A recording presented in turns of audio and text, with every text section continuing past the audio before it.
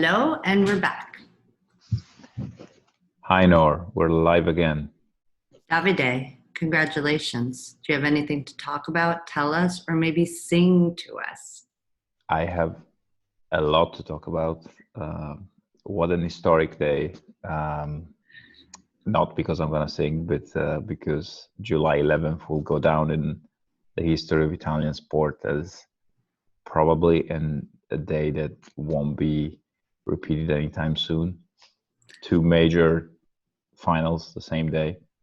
Wimbledon, unfortunately not victorious, but I would say an honorable defeat by Berrettini and a victory in the European Championships for Italy. I have my espresso here, so I would just do the first line. Thank you for making good on your promise. Yes, I pay my debt very happily this game. Well, you won. Yes. Fratelli d'Italia, l'Italia se desta. That's it.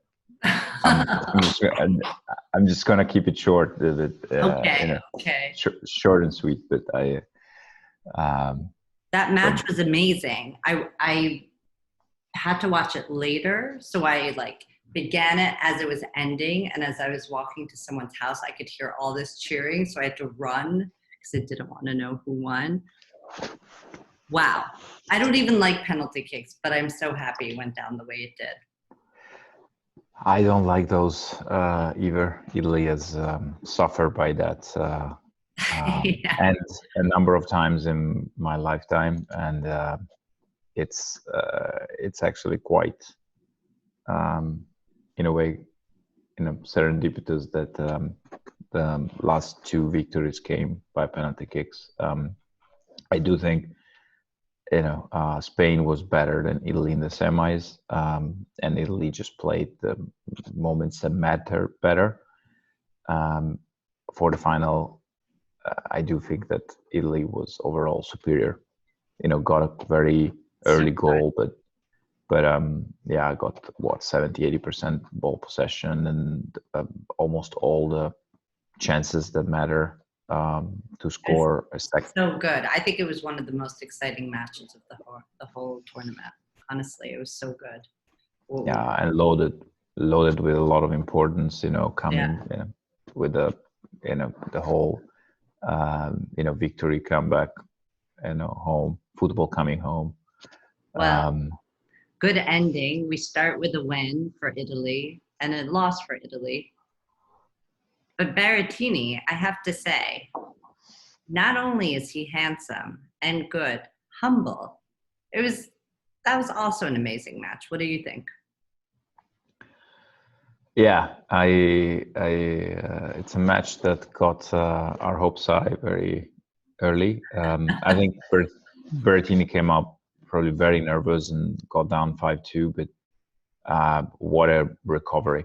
And to win the set very strongly at a tie break. I think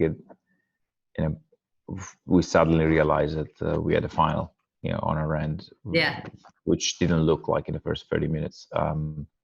I do think then Djokovic shows that he has that second gear that we talked about before, and he wasn't really ever in trouble after that, but there were two of those following three sets where were close, and I still have nightmares about that recovery that he pulled when he was down 2-3, 15-30, where he almost fell and just was able to run down a drop shot by Berrettini and close with a cross court of his own. That was, almost an unreal effort.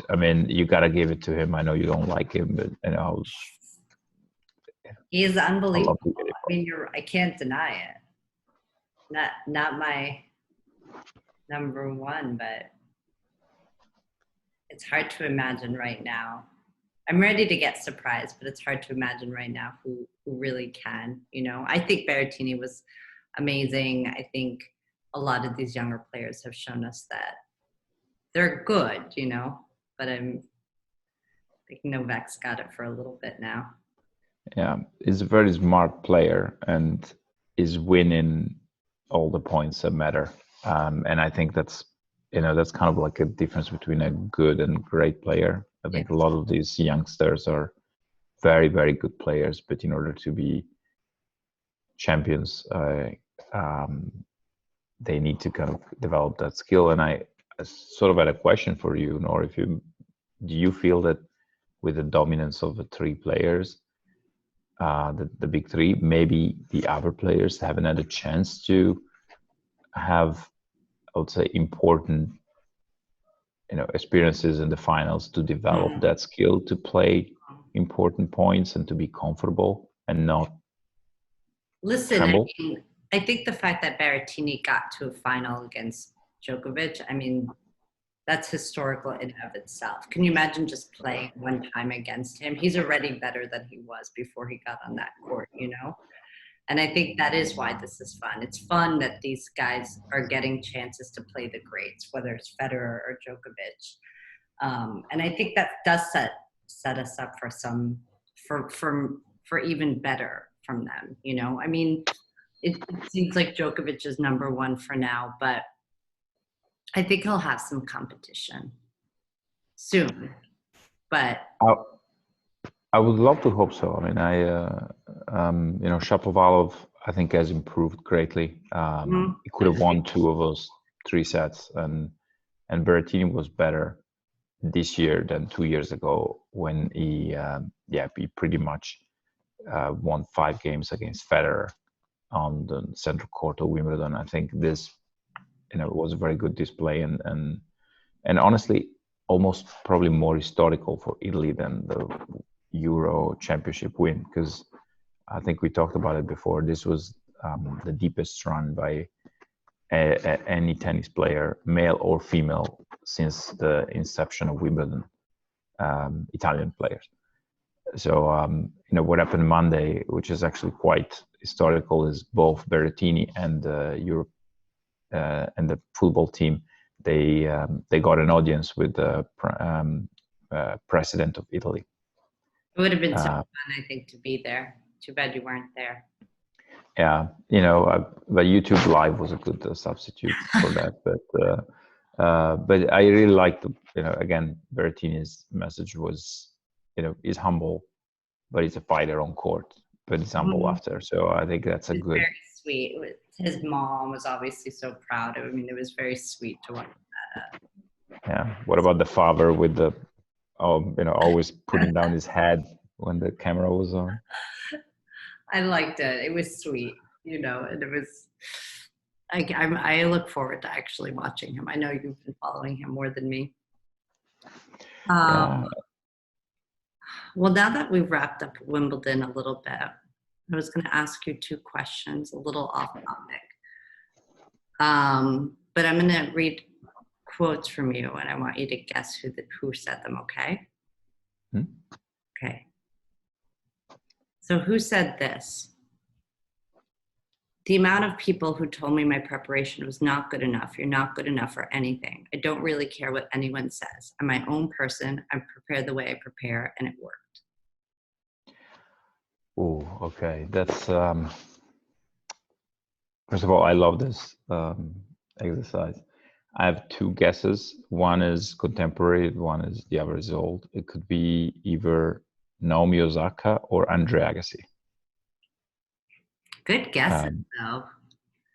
It's our Australian friend Nick Kyrgios. Nick Kyrgios, okay. I thought about Agassi because it's a question that it was asked early on when he was making those finals and he wasn't practicing the day before the final or, you know, 2 days before. Yeah, that's the comment still on Nick Kyrgios. He can be as good as anyone, except he's not consistent and he's not playing and practicing enough. So, you know, I would be wondering, would he be able to, you know, come up with those creations if he practiced a lot? You know, so you know, it's maybe like an either or for him. Yeah, good point. Let's see. I mean, I'm not sure if it's supposed to be in the US Open, but maybe that's someone to look forward to. Let's hope. I have one more quote for you. Should it? Okay. You may lose more than you win, be told no more than yes. But if you stay the path and put in the work, you can be the best version of yourself. You may lose more than you win. Okay. You may be told no more than yes, but if you stay the path and put in the work, you can be the best version of yourself.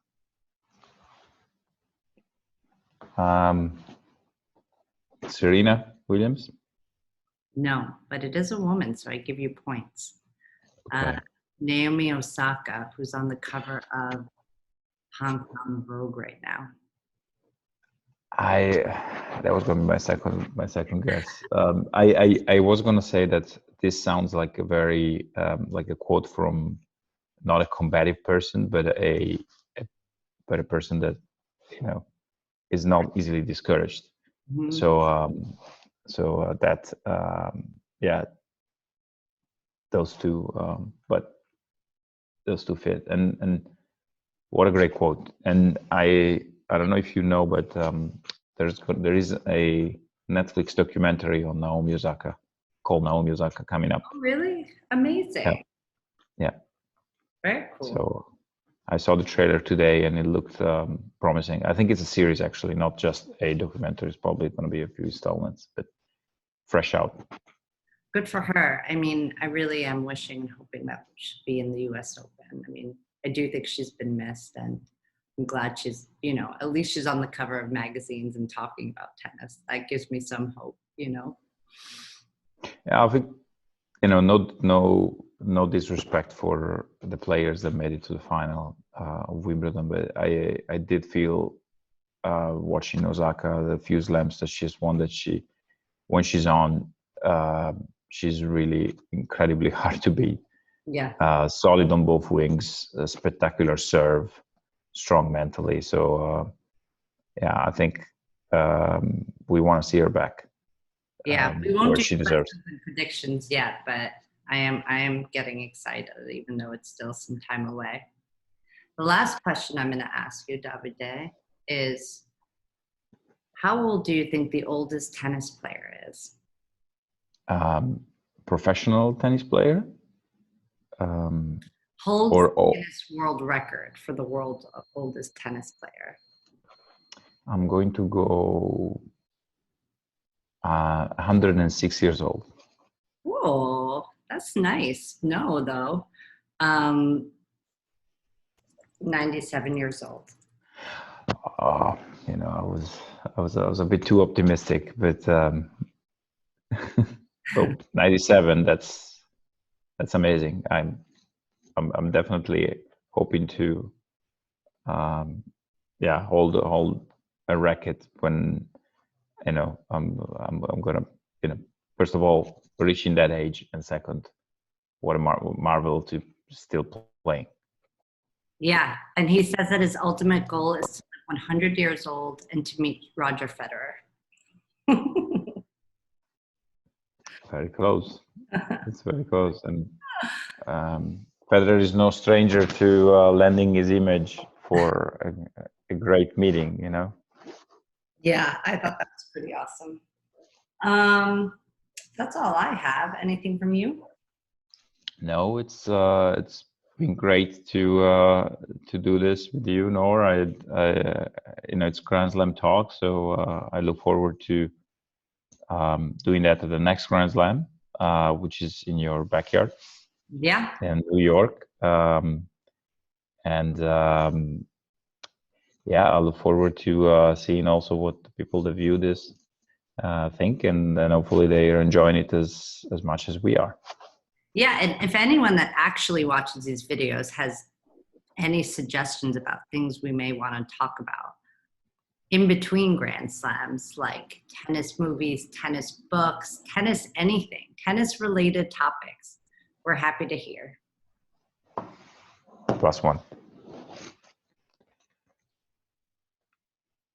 Awesome. Okay. With that, till later. Ciao. Ciao.